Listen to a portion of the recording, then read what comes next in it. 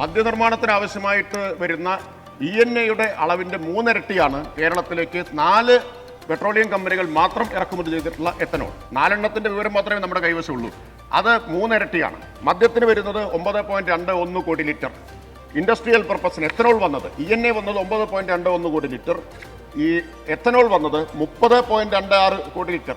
ഈ 5% GST എത്തനോളിന് ഉണ്ടാവുന്നത് ചുമത്തുന്നത് നമുക്ക് നഷ്ടം വരുന്നത് പുറത്തുനിന്ന് വരുന്നത് കൊണ്ട് വരുന്ന നഷ്ടം 100 കോടിയിലധികം രൂപയാണ്. ഒരു കൺസർവേറ്റീവ് ഫിഗറാണ് 100 കോടി എന്നത്.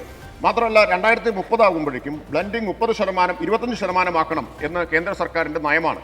അങ്ങനെ വരുമ്പോൾ ഒരു കൺസർവേറ്റീവ് എസ്റ്റിമേറ്റ് അനുസരിച്ച് തന്നെ ഇപ്പോൾ 30 കോടി എന്നത് 75 കോടി ലിറ്ററെങ്കിലും കേരളത്തിലേക്ക് ഇറക്കുമതി ചെയ്യേണ്ടി വരും. ഇപ്പോൾ ബജറ്റിൽ തന്നെ കാര്യം ബഹുമാനപ്പെട്ട ധനകാര്യമന്ത്രി ചൂണ്ടിക്കാണിച്ചിട്ടുണ്ട്. ഒരു 6000 മുതൽ 10000 കോടി വരെയുള്ള ഒരു ബിസിനസ്സാണ് കേരളത്തെ സംബന്ധിച്ച് നഷ്ടപ്പെടുന്നത്. ആ അവസരം ഉപയോഗിക്കാൻ തന്നെയാണ് സർക്കാർ തീരുമാനിച്ചിട്ടുള്ളത്. നഷ്ടപ്പെടുത്തേണ്ട കാര്യമില്ല. അത് കേരളത്തിന് വരുമാന നഷ്ടമുണ്ടാക്കും, കേരളത്തിന് കൂടുതൽ തൊഴിലവസരങ്ങൾ സൃഷ്ടിക്കാൻ കഴിയും. മാത്രമല്ല ഇവിടെ നിന്ന് മദ്യം കയറ്റുമതി ചെയ്യാനും ഉള്ള സാധ്യത ഉപയോഗപ്പെടുത്തണം എന്ന നിലപാട് തന്നെയാണ് ഇക്കാര്യത്തിൽ സർക്കാരിനുള്ളത്.